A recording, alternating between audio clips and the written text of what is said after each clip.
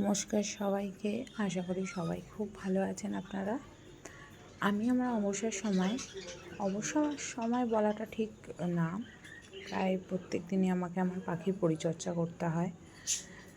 তবে আজকে একটু অফিস ছুটির দিন ছিল আমার, সেই সময়টুকু ভেবেছিলাম পাখিগুলোকে অনেক দিন হয়ে গেছে যত্ন নেওয়া হয় না, বাড়িতেও ছিলাম না যেহেতু প্রায় 20 দিনের মতন কাজের সূত্রে আমাকে বাইরে যেতে হয়েছিল, তাই ঠিকভাবে তাদের পরিচর্যা করা হয় না। তাই ভাবলাম একটুখানি আজকে ছুটির দিনে ওদের পরিচর্যা করি আর সেটা আপনাদের সবার কাছে তুলে ধরি। এই দেখুন সব কটা চুনিয়ামুনিয়া ভেতরে, এই একদিন ছোট্ট চুটকুলে আমার হাতের উপর উঠে এসে বসে কী সুন্দর আদর খেয়ে যাচ্ছে। এদেরকে না ভারী ভাল লাগে আমার চটকাতে। দেখুন জায়গাটা কীরকম নোংরা হয়ে রয়েছে এদের, এই জায়গাটাকে পুরো পরিষ্কার করে দিতে হবে। ছেলে আবার আমার পাশে বসে বসে দোলনা চড়ছে মহা আনন্দে। এই আমি পরিষ্কার করতে বসে গেলাম। এই দেখুন ওরই একটা ভাই বোন ওই চুনিয়া মুনিয়াদের মধ্যেই, ছোটোগুলোকে সব হাতে করে ধরে ধরে একটু দেখছিলাম সবাই ঠিকঠাক আছে কিসা। আসলে পরিষ্কার করতে বসলে না ওদেরকে আদর করতে আমার বেশ ভালো লাগে।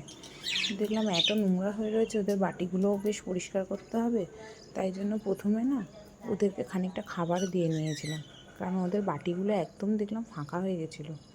খিদে নিশ্চয়ই পায়, এতগুলো পাখি আর ফাঁকা হয়ে গেছে মানে নিশ্চয়ই সকাল থেকে কিছু খেতেও পারেনি, তাই কিছু কিছু করে খাবার দিয়ে ওদেরকে আগের থেকে খাইয়ে নিয়েছি। এবারে পরিষ্কার করব আর ঝামেলা করবে না, যে যার মতন শান্ত হয়ে একটা সাইডে বসে থাকবে খাঁচার।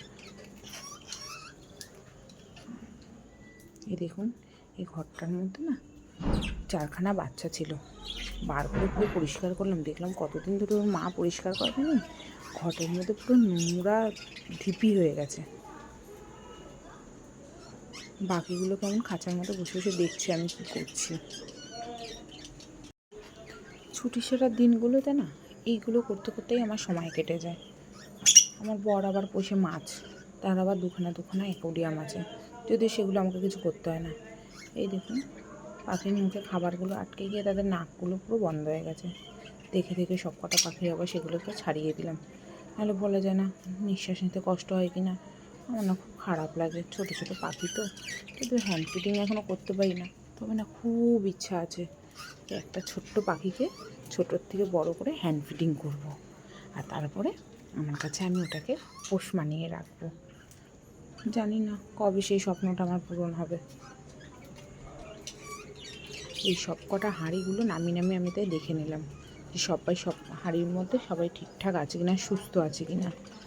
অনেকদিন দেখিনি তো, ভারী মনটা ছটফট ছটফট করে হাঁড়িগুলোর ভেতরে না দেখতে পারলে। মনে হয় কতক্ষণ ওদেরকে একটু হাতে নেবো, ওদেরকে নিয়ে একটু খেলবো।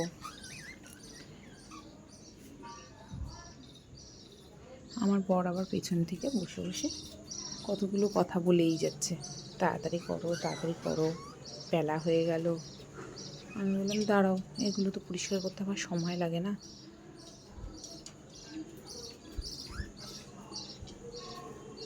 দেখুন কীরকম ছটফট ছটফট করে যাচ্ছে। আসলে ওপরের দুটো ঘটের মধ্যে না ডিম রয়েছে, ওই জন্য ঘর দুটোকার বেশি নাড়াচাড়া করলাম না। এই একটা প্লাস্টিক কেটে রেখে দিয়েছিলাম ওদের খাঁচার মাপ করে, পেতে দিলে না ওরা যেসব বাথরুম পায়খানাগুলো করে সেগুলো দিব্যি ওইটার মধ্যে থাকে। আবার যখন আমি খাঁচা 2 দিন 1 দিন পর পরিষ্কার করতে যাব, তখন ওই প্লাস্টিকটা বার করে ধুয়ে দিলেই সব নোংরাগুলো চলে যাবে। এটা পরিষ্কার করতে বড্ড ইজি লাগে, নাহলে নিচে বারান্দাতে তো আসলে আমার থাকে পাখিগুলো, নিচে নোংরাগুলো পড়লে না শুকিয়ে গিয়ে আটকে যায়, তুলতে বড্ড বিরক্তি লাগে একদম।